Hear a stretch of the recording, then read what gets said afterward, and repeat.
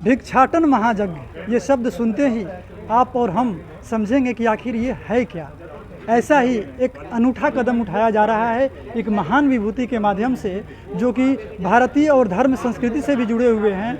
और हमारा जो जल जीवन एक तरफ से असंतुलित हो चुका है, जमुना मैया के शुद्धिकरण के लिए एक ऐसा ही अनूठा पहल इनके द्वारा उठाया जा रहा है। श्री रविशंकर तिवारी जी जो आपके लिए, हमारे लिए, पूरे देश के लिए एक ऐसा ही त्याग और तप का उदाहरण प्रस्तुत कर रहे हैं। रविशंकर तिवारी जी, आपको सत सत नमन। आप भिक्षाटन महायज्ञ के लिए निकले हैं। आप उनको जो इसके बारे में जानना चाहते हैं और कल हो सकता है वही योगदान देंगे, क्या कहना चाहेंगे? क्या है ये भिक्षाटन महायज्ञ और क्यों जरूरत पड़ गई इसकी? जमुना जी की स्थिति को तो आप जान ही रहे हैं।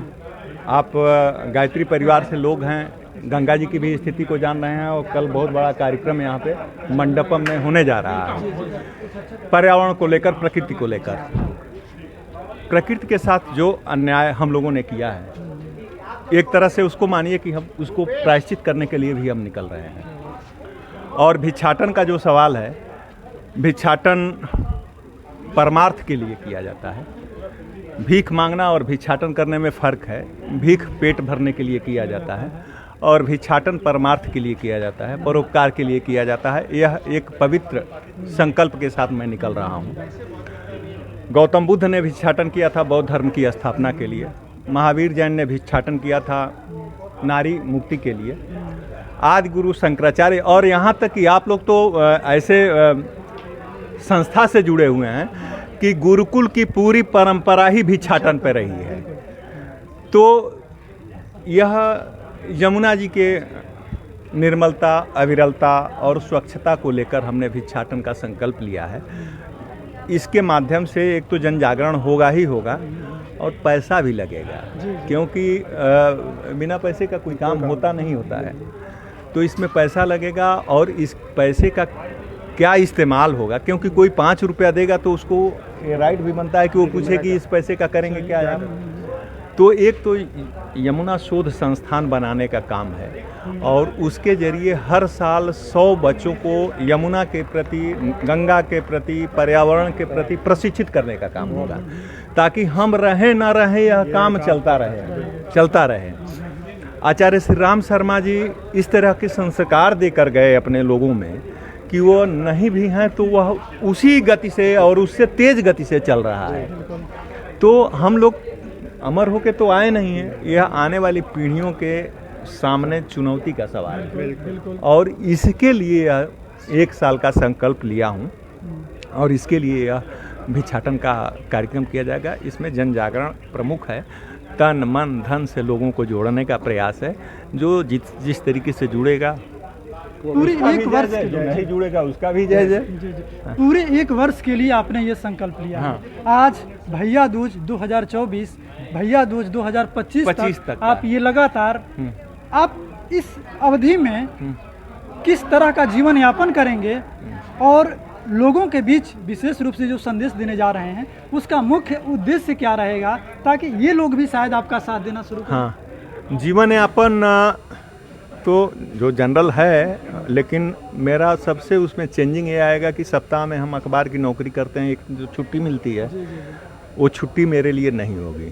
क्या बात है? कोई साप्ताहिक अवकाश नहीं होगा। कोई थोड़ा सा खा के आराम करके हम निकलते थे ऑफिस, तो वो आराम नहीं होगा। अब मेरे लिए जाड़ा, गर्मी, बरसात, लू चल रही है, मौसम ख़राब है, 2 घंटे बाद निकलेंगे, ऐसा कुछ नहीं होगा। शुरुआत हो गई है और शुरुआत ऐसी होगी कि पहले मैं स्कूलों को टारगेट किया हूँ। बहुत सारे स्कूलों से बात मेरी है, बच्चों के बीच जाके पर्यावरण के प्रति, क्योंकि छोटे बच्चों को समझाने की ज़्यादा ज़रूरत है। 80 साल के आदमी को समझाने से कहेगा 10 साल और जीना है, 5 साल और जीना है, हम क्या करेंगे? आने वाली पीढ़ी का सवाल है, इसलिए उन बच्चों की ट्रेनिंग देने की ज़रूरत है। तो उन बच्चों के बीच जाके हम ट्रेनिंग देने का काम शुरू करेंगे और स्कूलों में मीटिंग होगी, कॉलेजों में मीटिंग होगी, फिर व्यापारिक संगठनों में होगी, धार्मिक संगठनों के साथ बैठक होगी और चलता रहेगा इस तरीके से काम। बहुत ही दिव्य अभियान और ऐसा अभियान जो हम और आपके लिए भी एक प्रेरणा का विषय बन रहा है। 2 शब्द आप चाहें, क्या कहना चाहेंगे उन लोगों को जो सुन रहे हैं? सबसे महत्वपूर्ण बात है कि केवल एक बार चिंतन आप करेंगे ना कि हमारी यमुना जी प्रदूषित हो गई हैं, हमको इनके लिए कुछ करना चाहिए, यह बहुत बड़ा योगदान होगा। इस रोड से आप होके गुजरिए, फूल माला कचरा सब लोग फेंकते हुए जा रहे हैं और कम से कम 1000 गाड़ियाँ 1 घंटे के अंदर गुजरती होगी, कोई टोक भी नहीं रहा है कि ये क्या कर रहे हो यार। कम से कम जब टोकोगे नहीं, मुर्दे हो, एकदम मुर्दा बन के जिंदा हो, किसी को टोकोगे नहीं, अरे वो माने या ना माने, कम से कम टिप्पणी तो करिए, बोलिए तो कि भाई ये खराब काम है। तो कम से कम आप बोलना ही नहीं जानते हैं, आप कमाने में लगे हुए हैं। बच्चे को पढ़ाए हैं तो बच्चा पैकेज में लगा हुआ है कि कितने का करोड़ का पैकेज उसको साल में मिलेगा। तो आप बच्चों में इन्वेस्ट कर रहे हैं, धन इन्वेस्ट कर रहे हैं, तो फिर धन निकालने का भी प्रयास करेंगे। तो कम से कम यह संस्कार डालिए कि पर्यावरण के प्रति, गंगा के प्रति, यमुना के प्रति, हवा के प्रति वो सचेत हो। बहुत बहुत धन्यवाद। आप दर्द को समझ सकते हैं, महान विभूति का दर्द शायद आपका दर्द बन जाए तो एक बहुत बड़ा परिवर्तन आप में भी हो सकता है, समाज में हो सकता है, पूरे राष्ट्र में एक बहुत बड़ी क्रांति हो सकती है। ये तो शुरुआत है, आप भी अपने आप को तैयार करें आने वाले समय के लिए। बहुत बहुत धन्यवाद आप सभी का।